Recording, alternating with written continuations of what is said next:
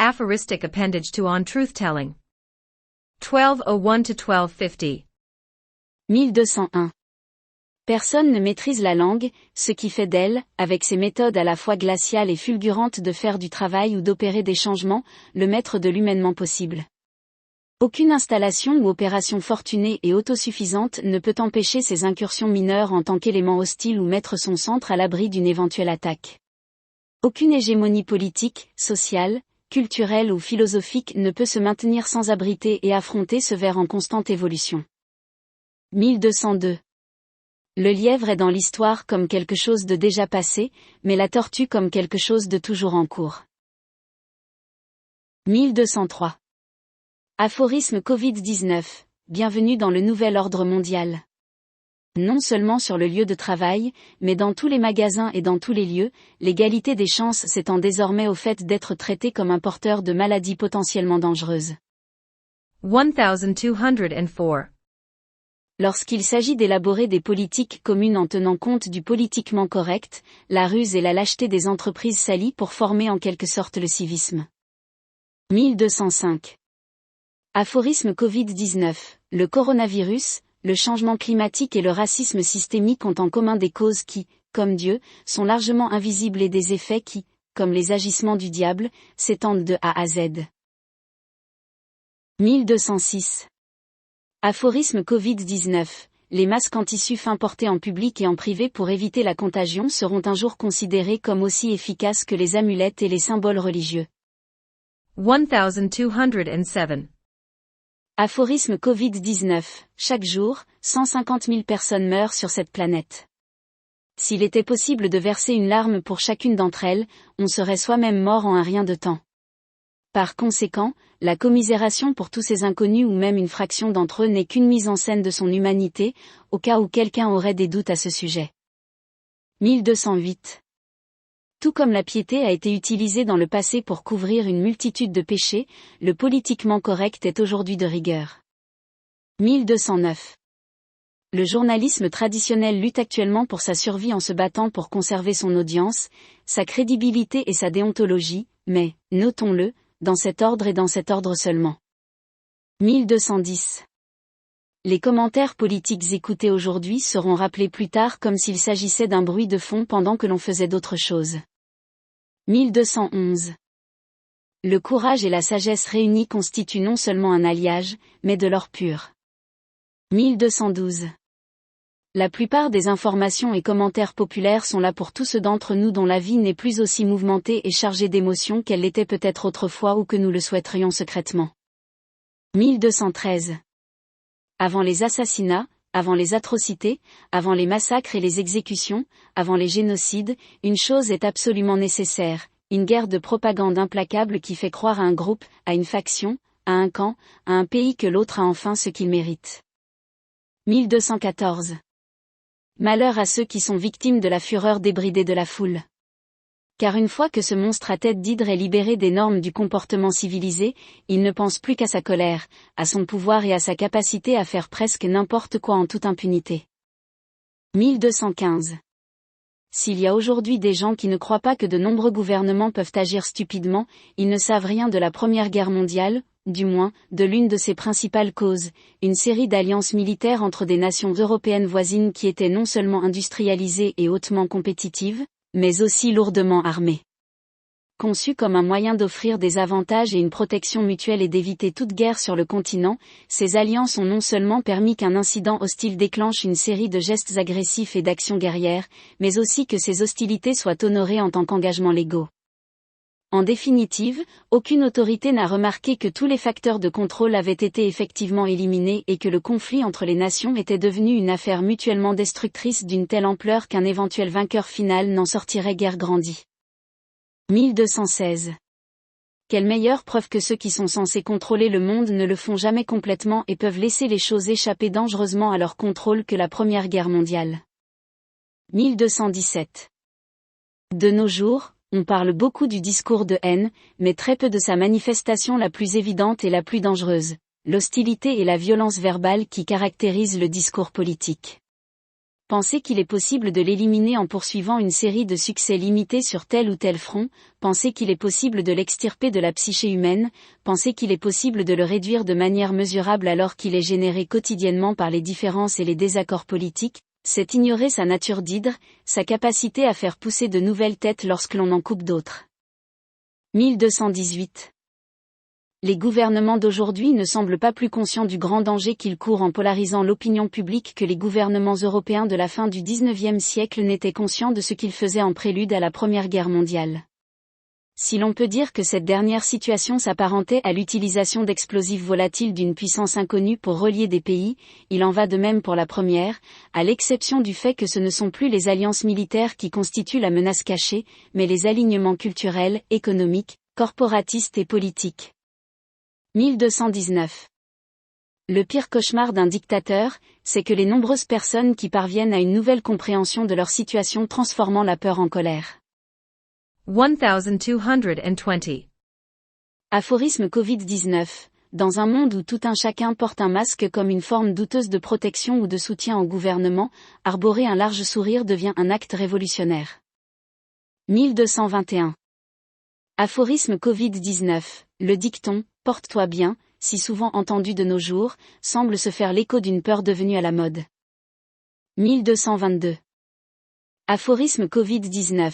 L'expression « la comédie humaine » n'est jamais aussi appropriée que lorsque tous se promènent masqués comme s'ils assistaient à une conférence mondiale de clowns. 1223. L'illusion que les gens se déplacent comme des automates dans les magasins d'alimentation est certes égoïste, mais elle reste forte. 1224. Aphorisme Covid-19. La pandémie a réussi non seulement à effrayer le monde, mais aussi à le rendre ridicule. 1225. Aphorisme Covid-19. Grâce aux politiciens de tous bords, les gens sont bien plus malades du virus véhiculé par les ondes que du virus aéroporté. 1226. L'un des avantages du politiquement correct est qu'il libère les gens du fardeau de l'autocritique. 1227. Lorsqu'il s'agit d'évaluer les hommes politiques et les commentateurs politiques, la question n'est pas tant de savoir qui dit la vérité que de savoir qui ment le moins et avec le moins de conséquences pour la société. 1228. Aphorisme Covid-19, devise du nouvel ordre mondial pour 2020 et peut-être plus tard, seul le Covid tue pour l'instant. 1229. Aphorisme Covid-19. Seule une combinaison de facteurs équivalente à l'alignement des planètes peut expliquer cette folie. 1230. Le maintien d'une bonne image de soi est peut-être l'un de nos besoins ou pulsions les plus universels, mais les moins reconnus. Sous une multitude de formes allant du populaire au privé et même au pervers, elle nous guide secrètement dans nos rôles souvent très similaires, mais aussi très différents d'acteurs sur la scène mondiale qui ont des spectateurs, y compris nous-mêmes. Pour la plupart d'entre nous, il est facile de faire abstraction de la taille des rôles que nous jouons ou de la grandeur de la scène sur laquelle nous nous trouvons. 1231. Aphorisme Covid-19. De même que fumer une cigarette était autrefois socialement acceptable jusqu'à l'absurde, par exemple, un médecin qui en faisait la promotion à la télévision, il en va de même aujourd'hui avec le port du masque et par exemple, une mère qui l'impose à son enfant de 2 ans. 1232. La vérité doit souvent rattraper son retard, mais, en guise de compensation, elle sait aussi jouer les durs. 1233. Aphorisme Covid-19. La crise actuelle a donné naissance à une monstruosité politique qui, à son tour, a créé une monstruosité éthique, à savoir l'inimitié faciale forcée. 1234. Faire de la politique oblige presque à devenir un Pinocchio à un moment ou à un autre, même si l'on fait preuve d'une grande intégrité. 1235. La vision d'un monde meilleur est tout à l'honneur des gens de gauche, mais s'ils sont prêts à utiliser des moyens malhonnêtes pour la réaliser, il vaut mieux qu'ils l'oublient.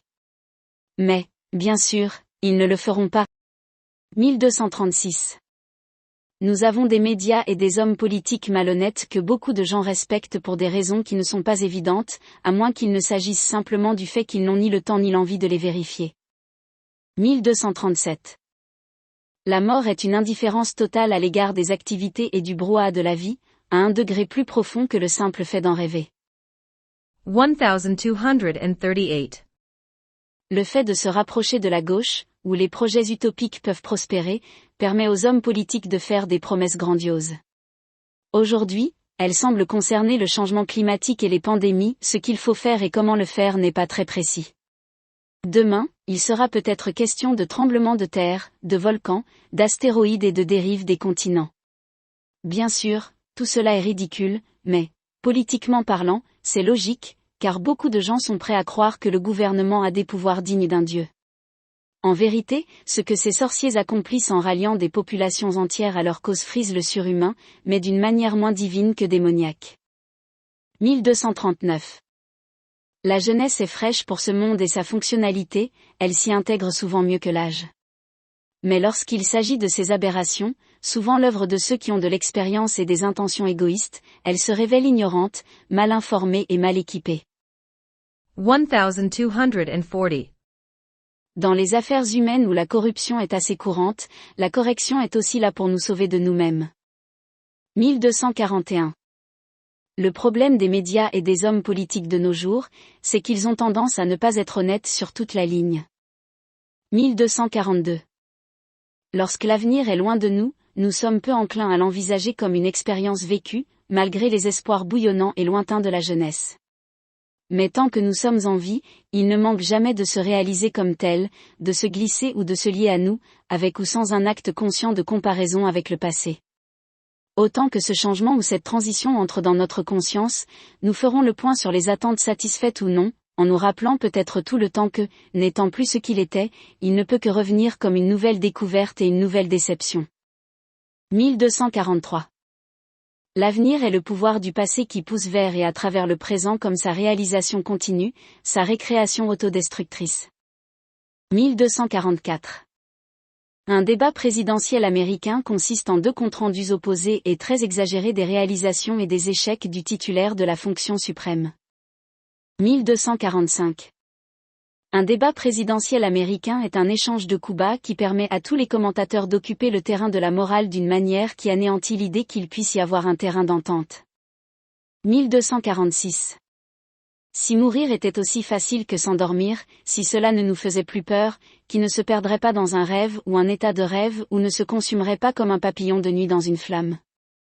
1247.